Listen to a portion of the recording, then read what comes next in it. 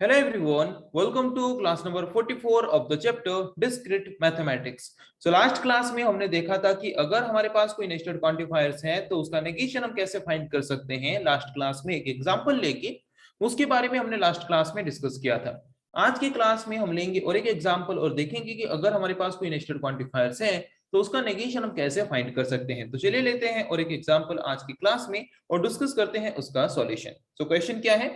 Express the statement someone has visited every country in the world except Kenya using quantifiers। तो यहाँ पे हमें एक स्टेटमेंट प्रोवाइड किया गया है जिसको हमें क्या करना है, क्वांटिफायर्स एंड प्रेडिकेट्स को यूज करके क्या करना है, उसके इक्विवेलेंट लॉजिकल एक्सप्रेशन के फॉर्म में रिप्रेजेंट करना है, ये बोला है। देन इक्विवेलेंट लॉजिकल एक्सप्रेशन के फॉर्म में रिप्रेजेंट करने के बाद फिर हमें क्या करना है, then form the negation of the statement so that no negation is to the left of a quantifier. उसके बाद जो हमने इक्विवेलेंट लॉजिकल एक्सप्रेशन फाइंड किया उसका हमें क्या करना है, नेगेशन फाइंड करना है। नेगेशन जो हम फाइंड करेंगे तो नेगेशन जो फाइंड करेंगे तो कोई भी क्वांटिफायर के लेफ्ट साइड में या फिर कोई भी क्वांटिफायर के प्रीसीडिंग साइड में कोई भी नेगेशन सिंबल नहीं रहना चाहिए, वो ध्यान देंगे। नेगेशन फाइंड करने के बाद फिर हमें क्या बोला है, next express the negation in simple English. उसके बाद जो नेगेशन फाइंड करने के बाद जो इक्विवेलेंट लॉजिकल एक्सप्रेशन हमें मिला उस लॉजिकल एक्सप्रेशन का इक्विवेलेंट स्टेटमेंट इंग्लिश स्टेटमेंट क्या हो सकता है वो हमें लिखना है या फिर वो हमें ऐसे आउटपुट डिस्प्ले कराना है। हमारे क्वेश्चन में यह बोला है हमें, ओके।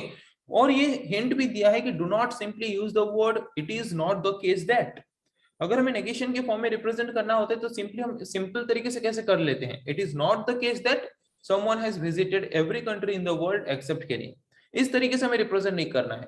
एक पर्टिकुलर इंग्लिश सेंटेंस को अगर हम उसका नेगेशन फाइंड करें तो उसका नेगेशन एक्चुअल में क्या होगा वो हमें रिप्रेजेंट करना है टोटल स्टेटमेंट का इक्विवेलेंट लॉजिकल एक्सप्रेशन का नेगेशन फाइंड करने के बाद, ओके। सो तो यहाँ पे देखते हैं इस पर्टिकुलर स्टेटमेंट का सॉल्यूशन हम कैसे फाइंड कर सकते हैं। तो देखते हैं। सो फर्स्ट हम ये देखते हैं कि हमें गिवन इंग्लिश स्टेटमेंट क्या प्रोवाइड किया गया है। गिवन इंग्लिश स्टेटमेंट हमें ये प्रोवाइड किया गया है कि someone has visited every country in the world except Kenya। तो इस पर्टिकुलर सेंटेंस का मतलब क्या है कि someone मींस कोई एक भी पर्सन हो सकता है, मोर देन वन पर्सन हो सकते हैं। someone has visited every country in the world, कोई भी एक पर्टिकुलर पर्सन हो या फिर मोर देन वन पर्सन हो जो कि सारी कंट्री को विजिट किए हैं वर्ल्ड में एक्सेप्ट केनिया, केनिया को छोड़ के। ये बोला है हमारा इंग्लिश स्टेटमेंट।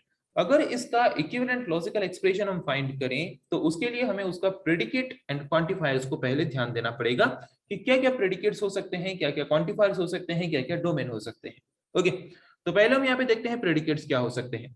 प्रेडिकेट्स हो सकता है पी ऑफ एक्स वाई। तो यहाँ पे बोला है कि एक्स कोई एक पर्सन है जो कि हर एक कंट्री को विजिट किया है केनिया के अलावा। इसका मतलब हम यहाँ पे एक प्रेडिकेट ले सकते हैं X has visited country Y. X एक पर्सन है जो कि वाई एक कंट्री है, हर एक कंट्री को वर्ल्ड का विजिट किया है एक्स, ये हमारा प्रेडिकेट हो सकता है। तो यहाँ पे एक्स एंड वाई दो वेरिएबल हमने यूज किया है। सो एक्स वेरिएबल के लिए हम यहाँ पे डोमेन क्या ले सकते हैं, all the people in the world. And Y variable के लिए हम डोमेन क्या ले सकते हैं, all country in the world, okay. So domain of x is all people and domain of y is all countries, okay। उसके बाद अगर हमें इस पर्टिकुलर गिवन इंग्लिश स्टेटमेंट को उसके इक्विवेलेंट लॉजिकल एक्सप्रेशन के फॉर्म में रिप्रेजेंट करना है तो उसका रिप्रेजेंटेशन क्या होगा, someone has visited, someone means some person, some people। So people को रिप्रेजेंट करते हैं हम एक्स वेरिएबल के द्वारा।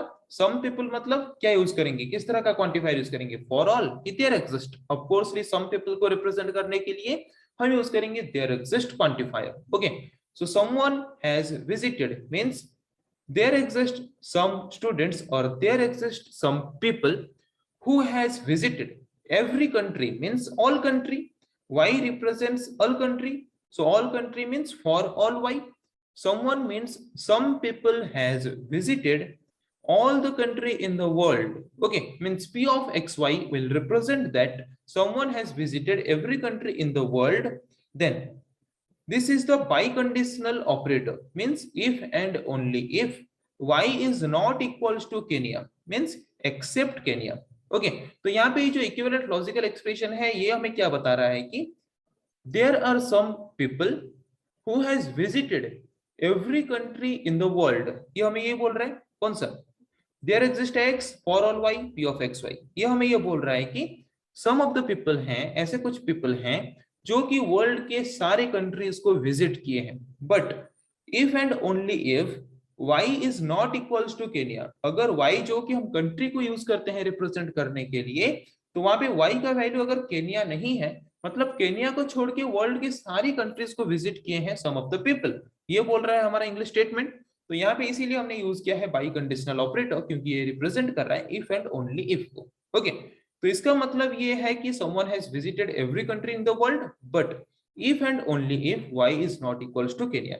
अगर y की जगह पे केनिया नहीं आता, केनिया को छोड़ के अगर कुछ भी आए, कोई भी कंट्री का नाम आए, तो वहां पे उसके लिए ये पर्टिकुलर स्टेटमेंट क्या है, ये पर्टिकुलर स्टेटमेंट सही है।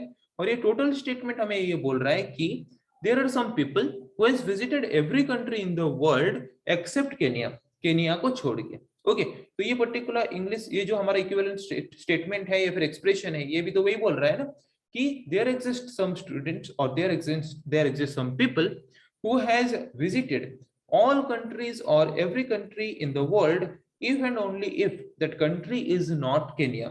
अगर वो कंट्री केनिया नहीं है, अगर हम केनिया को कंट्री के हिसाब से काउंट नहीं करते, तो उस केनिया को छोड़ दें तो बाकी जितने भी कंट्रीज बचे हैं, सारे कंट्रीज को वो पर्टिकुलर पर्सन विजिट किया है। ये इंग्लिश स्टेटमेंट हमें बोल रहा है, उसका इक्विवेलेंट रिप्रेजेंटेशन भी हमारा क्या है, वही सेम है। ओके, तो इक्विवेलेंट एक्सप्रेशन को रिप्रेजेंट करने के बाद नेक्स्ट हम क्या करेंगे, नेगेशन फाइंड करेंगे। तो नेगेशन क्या होगा, तो अगर हम यहाँ पे नेगेशन सिंबल यूज करेंगे, तो negation of their exist x will be for all x, तो नेगेशन फिर यहाँ पे आगे आ जाएगा। नेगेशन अगर यहाँ पे आगे आ जाएगा, negation of for all y will be there exist y, यहाँ पे फिर नेगेशन आ जाएगा। So negation of p by conditional operator q is equals to p by conditional operator negation of q।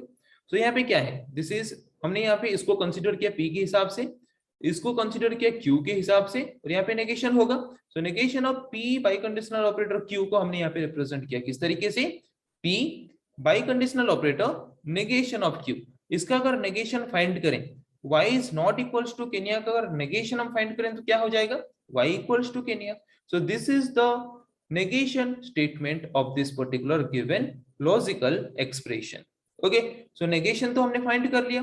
Negation find करने के बाद फिर हमें क्या बोला है, उसका इक्विवेलेंट इंग्लिश स्टेटमेंट क्या हो सकता है, वो भी हमें यहाँ पे लिखना है। तो उसका इक्विवेलेंट इंग्लिश स्टेटमेंट क्या हो सकता है, for all x, x represent all people, every people, all people और every person, okay, has either visited Kenya or has not visited any other country except Kenya।